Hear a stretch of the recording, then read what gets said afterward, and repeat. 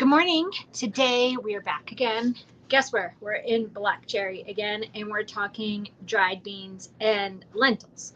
So most Mediterranean cuisines use a lot of dried beans and lentils, kind of to offset some of the meat.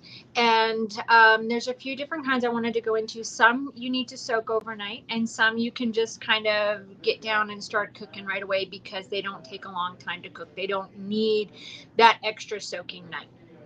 So I'm going to kind of go through a few of them. First, I'm going to go through some of the lentils that you can just use up and some of the ways you can use up, and then we'll move into the dried beans and stuff like that. And I'll give you a little tip on how to cook your beans that will actually take out some of the gassiness, so you won't be like a stinky little person having dinner with everybody. So let's start with some lentils and some split peas. So Turkish cuisine, they use a lot of red lentils. So red lentils, they're used in the red lentil balls, the mercimek köftesi that we made a couple of weeks ago on Cooking with Kahve. The nice thing about the red lentils is that they cook up quick, as you can see. Well, let's see, can I get you? They're teeny, teeny, tiny, and they soften up. So they're mushable. So the nice thing is you can incorporate them in rices or in bulgur or as a soup, and it will just kind of disintegrate into the dish. I think one of my favorite ways is to make a soup. You can just put in some lentils, some broth, some vegetables like tomatoes, carrots, and potatoes, and they'll all just cook down, and it'll make a nice healthy soup that has a lot of protein, that doesn't have a big huge glycemic index for the carbohydrates. The next one that they use a lot are the green. Oh, these are split peas. I want lentils.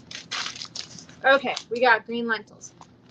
So green lentils, again, they make them mostly into a soup, but they also do, a very simple olive oil dish that can be made with or without meat. And it's simply just dicing up some onions, adding some olive oil, some salt, and some sugar, because, olive oil dishes need a balance of sugar to kind of cut everything. And then you just add some washed lentils in with the olive oil and the onions, and you can just cook it down, and it makes a nice, simple, very easy, comes together quick olive oil dish. If you want to add some ground meat to it, then I would add some of the ground meat when you're cooking the onions and softening them.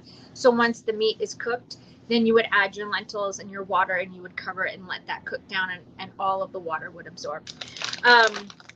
One thing you need to pay attention to when you're using lentils or with the beans is that you need to sort your lentils. Now, it's very, very rare, but if you don't sort your lentils and kind of put your hands through them when you're measuring them, sometimes you'll find little sand or stones.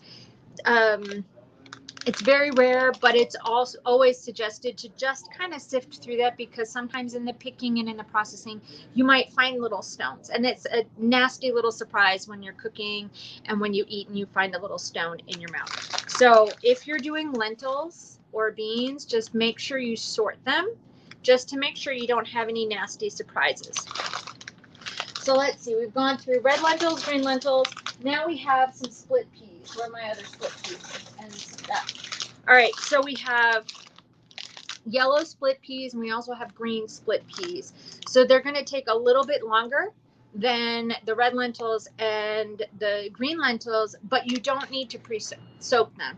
You can just cook them. So again, you can put them in a rice, you can put them in a soup, and you can just cook them as you're cooking your meal. So that's what I like about some of the split peas and the lentils, is you don't need to take that extra time the day before to remember to soak them.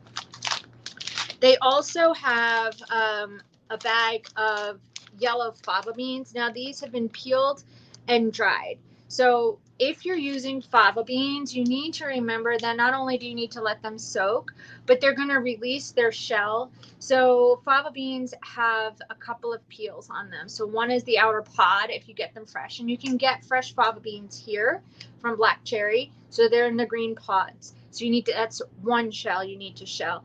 If you're going to shell them again, that's the peel on top of these. This particular bag already has been double peeled and dried. This you would need to soak a little bit before you cook them because fava beans take a little bit longer and you would need to soak them. Some other fava beans that we have. So we have, these are medium green fava beans. So I'm trying to see if I can get them all. Hold on. Let's see. Medium green fava beans, large fava beans. If you look closely, that has the pod on top of it. So you have to peel that off. So even though you soak it overnight, and when you pre-cook it, you're still going to have to take time to peel that off, because when you cook it, it's not very pleasant to eat. It's just like a skin, and then you're always just pulling it out, and I really just don't like that. If I'm cooking, I want to have it all peeled, so then I can just take a bite and not have to worry about pulling the pods out of my mouth. These also have a skin on them, so you're probably going to have to take that outer skin off once they've soaked and pop it off. They don't take long to pop off the skins. I kind of cheat with fava beans, and I already get the double peeled frozen ones from the freezer section because I don't have patience to do this, but you do get a better flavor if you're going to do dried. These are yellow fava beans. Again, you can see they have that outer pod on them, the outer skin that you're going to want to peel off once you soak them. These you're all going to need to soak the night before you're going to use them, because it will take a long time for them to cook, and it will just turn to mush if you just do it all at once. Let's see. One of my favorite bags that I get here is this mixed bag. So it has chickpeas and white beans in both of them. Again, you have to soak these the night before, but I like these because you can make a combination hummus. So you can get a white bean chickpea hummus if you're going to do it, but I also like to make it with soups and stews. So a lot of times I will saute some tomatoes and some onion and some garlic and add some stew beef to it and just let this cook after it's been soaking, so that you have a nice hearty winter soup meal. Now there's one trick, because if you're going to, you have to, with a lot of these beans, you kind of have to soak them, drain them, get fresh water, and pre-cook them about 20 minutes on medium, just to kind of get them pre-cooking, so that once you start actually working with your dish, it's slightly pre-cooked and everything will blend together. When you're on that first round of cooking, one tip that's always helped me is to add a half a teaspoon of baking soda. There's some sort of magic that happens when you add baking soda when you're pre-cooking them just in water, that it releases the potential for gassiness.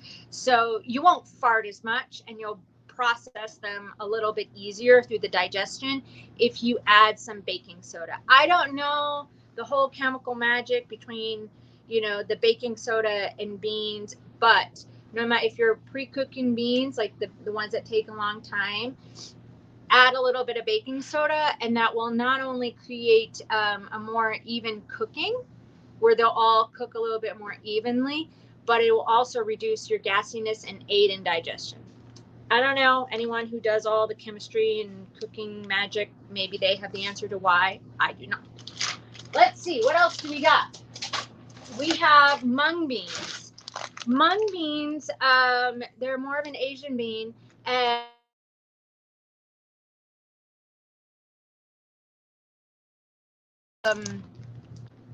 did I lose my sound? Even though I put do not disturb, I'm still getting calls, so I'm not really sure why. Mung beans are great because you can cook them. They'll take about an hour to cook, but I make them with brown rice. So if you cook your mung beans with brown rice, they'll all cook up at the same time, which is nice. And mung beans have a very clarifying ability on your body. So the mung beans, there's something that creates your body a little bit more alkaline, and it helps with a cleanse. So if you're actually doing cleanses where you're trying to cleanse your body and kind of cleanse out all of the toxins, and you're doing a brown rice cleanse, or you know, something to kind of get the toxins out, mung beans are a great bean to use.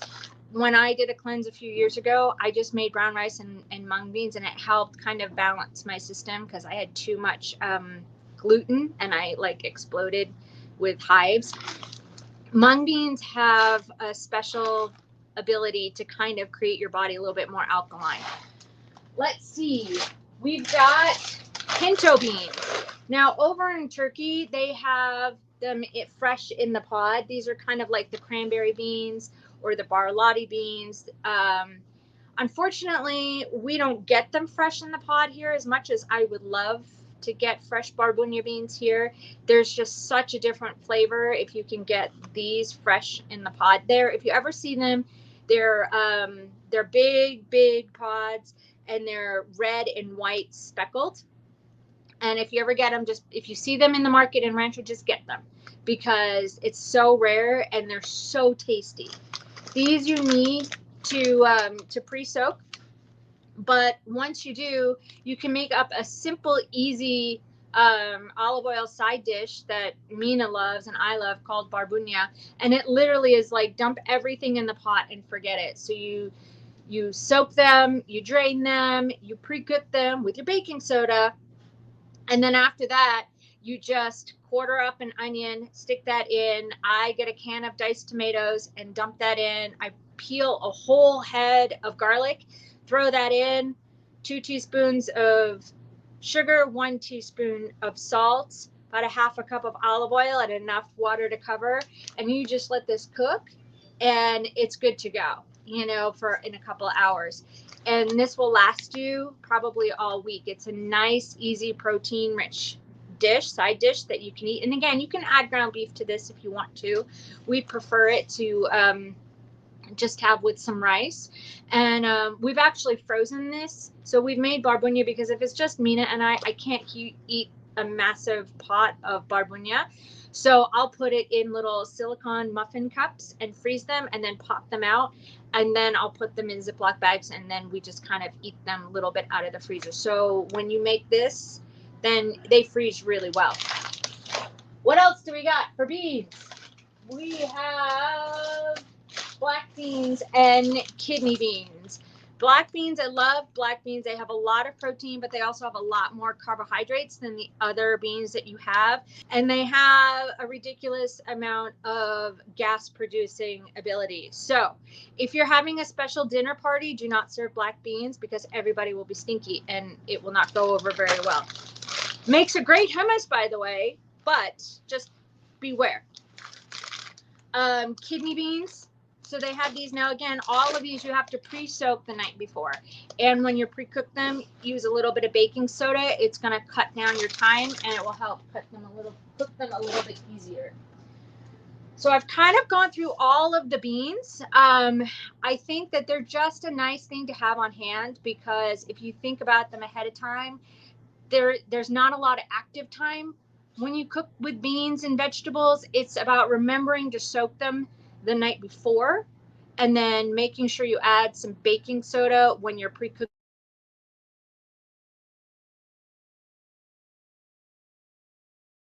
I'm going to go because my phone is glitching and I'm getting telephone calls even though I'm on Do Not Disturb. So I'm going to end before this thing gets all glitchy. And I will see you on Sunday for Cooking with Kahve. And I haven't figured out what we're making yet. So stay tuned. All right. Goodbye.